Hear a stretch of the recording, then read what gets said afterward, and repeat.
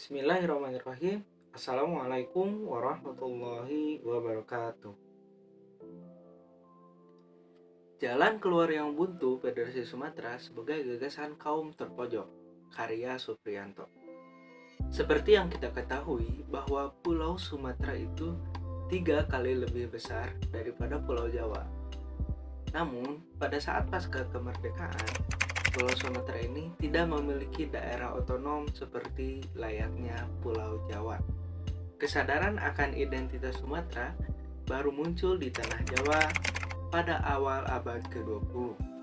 Kesadaran ini muncul di kalangan pelajar Sumatera yang belajar di Batavia dan bergabung pada perkumpulan Young Sumatranan Bond atau JSB yang didirikan pada tanggal 9 Desember 1917. Namun dari adanya perkumpulan Young Sumatranan Bond ini tidak nampak tujuan untuk membentuk kesatuan Sumatera.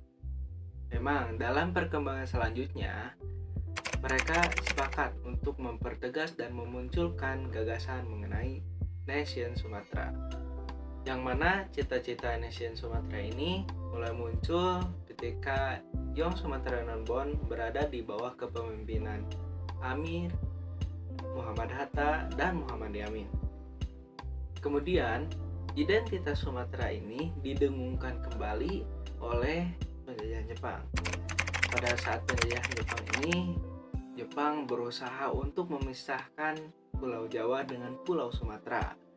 Nah, padahal pada saat penjajahan Belanda, Pulau Sumatera dan Pulau Jawa ini bersatu. Namun, apa yang dilakukan Jepang pada saat itu tidak secara langsung itu mengilhami para tokoh di Sumatera seperti Amir dan Tengku Mansur. Nah, sehingga setelah Perang Dunia Kedua, Belanda kembali ingin menguasai Indonesia dengan strategi federal. Pada tanggal 21 Juli 1947, pihak Belanda melancarkan serangan agresi militer satu.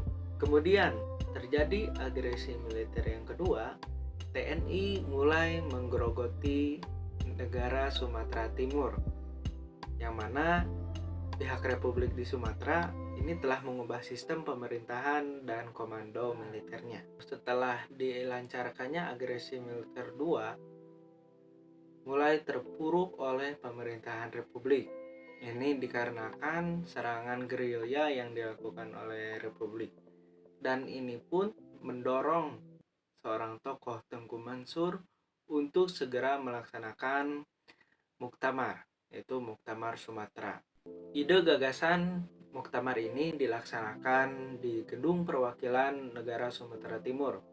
Ide gagasan ini merupakan kelanjutan dari gagasan Tengku Mansur dalam membangun Nation Sumatera.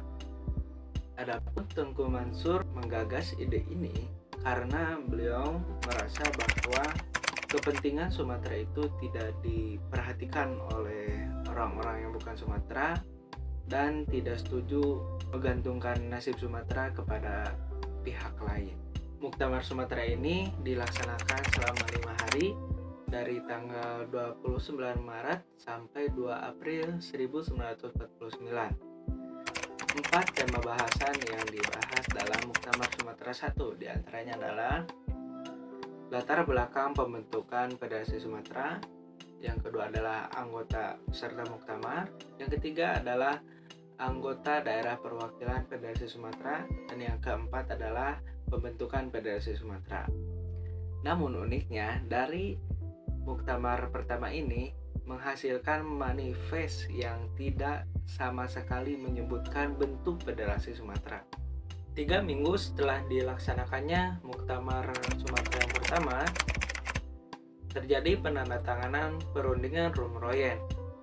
Kemudian berita mengenai perundingan Rumroyen ini tersebar di seluruh negara Sumatera Timur di kalangan Republikan, sehingga wilayah politis negara Sumatera Timur menjadi lumpuh akibat aktif kembalinya pendukung Republik untuk mengembalikan Sumatera Timur.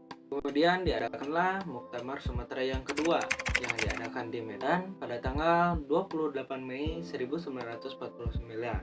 Di dalam Muktamar Sumatera yang kedua ini diisi dengan penuh rasa kekecewaan karena keputusan perundingan Rumroyen ini ternyata membatasi ruang gerak pembentukan Federasi Sumatera, sehingga putusan negara Sumatera Timur mengkritik pemerintah Belanda dan BFO karena telah mengabaikan kepentingan Sumatera dalam perjanjian atau perundingan Rumroyen.